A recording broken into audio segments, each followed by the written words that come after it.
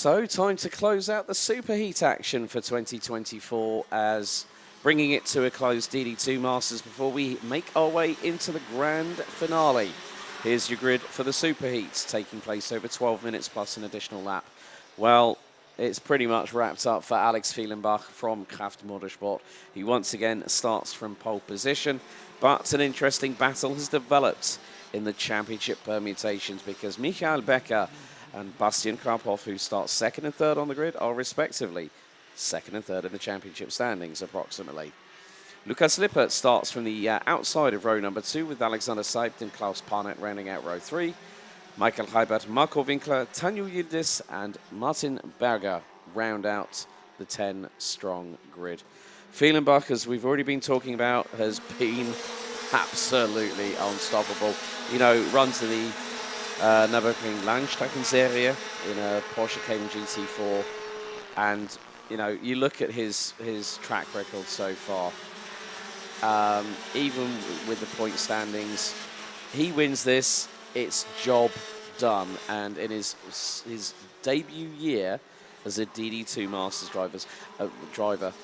But interestingly enough, I had a chat with Kilian Kraft from Kraft Motorsport this morning. We had a nice little sit down. I got him away from the awning and said, like, let's just go and have a sit and have a chat. And he said that Alex Fielenbach, on his pace, could compete with Overhoff, Genza very, very easily, folks. Now, one of the reasons why Fielenbach has moved up to DD2 Masters was because over the last few years, Rotax themselves, based out of Austria, have reduced the actual the lowest age bracket. So that's why you're seeing drivers like Fielenbach, you're seeing drivers like, say, Francis Nicolas Picot moving up from DD2 into Masters and being ultra competitive. But when it's maximum score number 9 on the cards, it's time to see how this transpires and how the battle for second will evolve. Startfreigabe ist erfolgt. Auf geht's in den letzten Superheatlauf des Jahres 2024 mit dem Tabellenführer Alex Fielenbach, der sich da gleich mal wieder durchsetzen konnte. Bastian Krapov in der zweiten Position, direkt vor Michael Becker. Und das sind natürlich auch die beiden, die direkt gegeneinander kämpfen um die zweite Position in der Meisterschaft. Denn Becker und Krapov sind nur 6 Punkte voneinander getrennt in der Meisterschaft nach Abzug der Streicher. Und das könnte tatsächlich nochmal für ein bisschen Spannung sorgen, wenn sie hier gleich in umgekehrter Reihenfolge eben über den Zielstrich kommen, um dann das Finale, welches ja um 12:45 Uhr stattfinden soll, dann richtig heiß werden könnte. Bastian Krapov versucht dann nochmal Richtung Alex Fielenbach zu greifen. Er ist nah genug dran, um den vermeintlichen Meister unter Druck zu setzen. Aber wir haben es gestern schon mal in den Qualifying Heats angesprochen. Setzt man einen Alex Fielenbach unter Druck, dann wird dieser Mann nur noch stärker.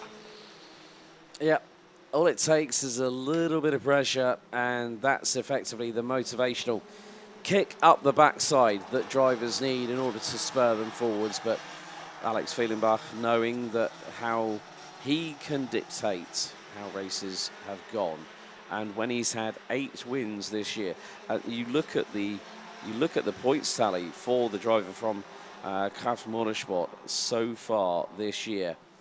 He has not placed outside of the top 2 all season long. Consistency wins you a championship, folks.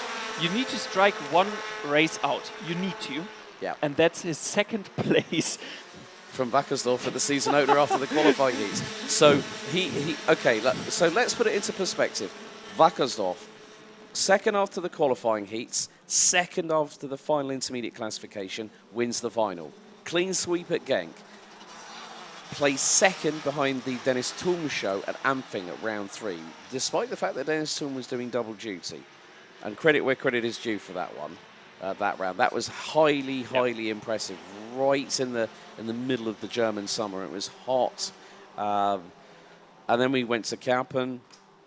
And then Dennis Thum decided, I'm going to stick with one category, which actually was a very, very wise choice. And it's just released Alex Fielenbach to showcase, okay, I'm not here to make up the numbers. I'm here to race. And up until Kerpen, Dennis Thum was his closest competition. But I think maybe Dennis did see a little bit of sense and go, you know what, I'll focus on one class, enjoy the weekend a little bit more, have a bit more time to relax, because with the timetables, it was very, very compact that he'd have to go on the weighbridge and effectively have to jump out off of Parc Fermé, run to the other awning, get the other cart and jump on the dummy grid for the next race. Yep. And that is such a difficult thing to do because you are thinking of everything. You're going from direct drive to gearbox. You are dealing with two different braking systems. You're dealing with a different animal.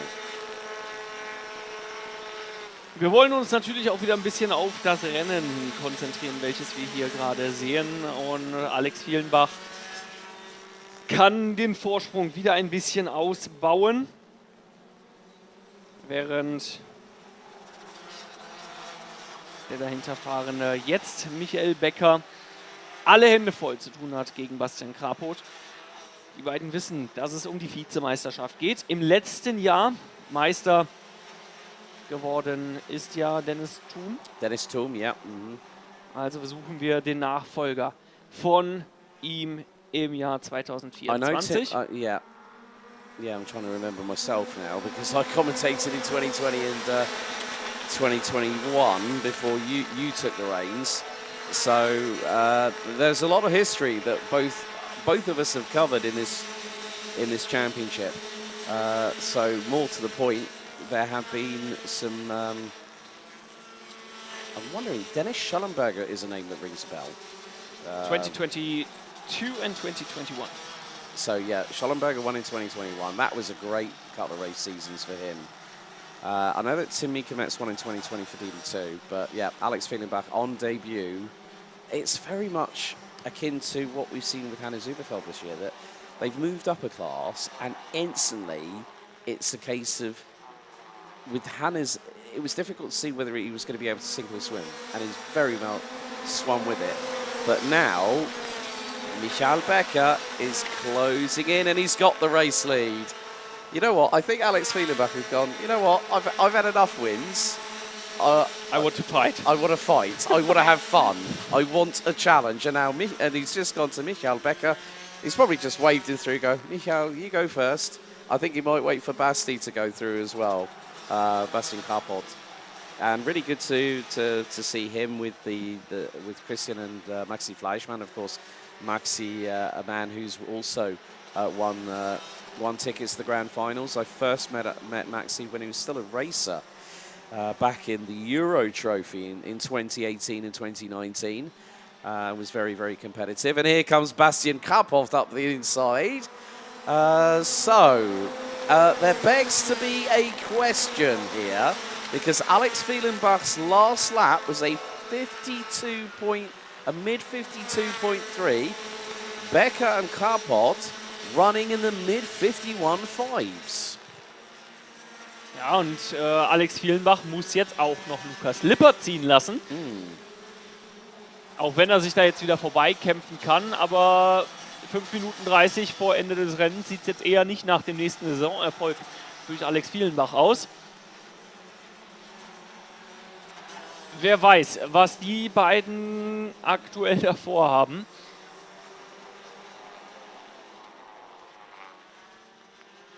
Wir halten auf jeden Fall ein bisschen die Augen drauf. 5 Minuten noch auf der Uhr. Rundenzeitenvergleich. 51,1, 51,0 für Becker und Krapot, 51,7 für Alex Fielenbach. Wieder 7 Zehntel. Yeah, that is quite weird, if I'm honest with you, that we haven't seen Alex. But oh dearie me, it's getting it. Oh, Bastian Krapot has now got the lead. Alex Fielenbach. So effectively, it was more the case of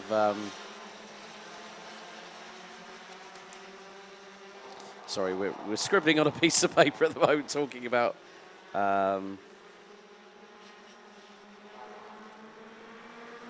Aber wir diskutieren gerade darüber, wer in welchem Jahr Meister geworden ist. Wir sind bei 2020 mittlerweile angekommen und haben da jetzt 2 Namen auf der Liste, Tommy Helfinger und Thomas Piert. Einer der beiden ist da irgendwie auf unserer Liste 2020, was die Meisterschaft in der DD2 Masterwertung angeht. Wir sind gerade im Zweikampf vorne an der Spitze. Alex Fielenbach wieder vorbei an Bastian Krapot. Und jetzt geht es gleich zu dritt nebeneinander. Krapot gegen Becker, gegen...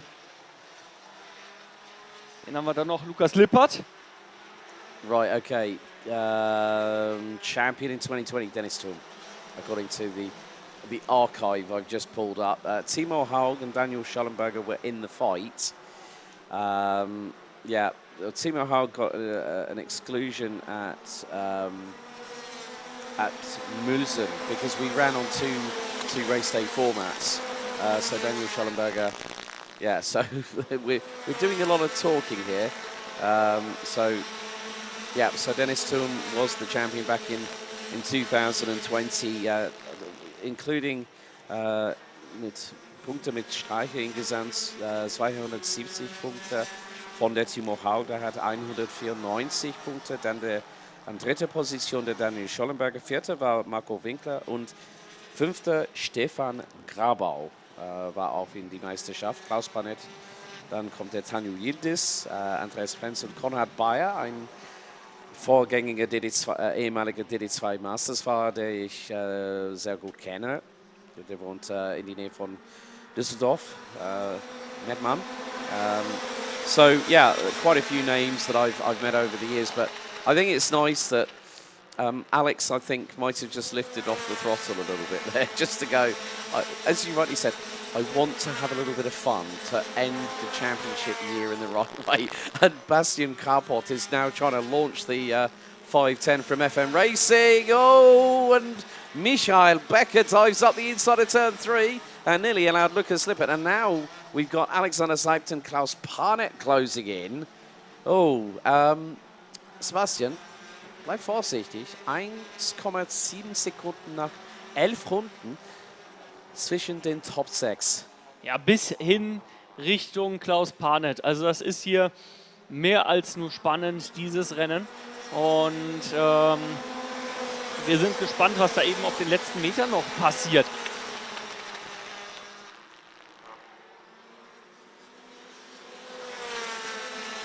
And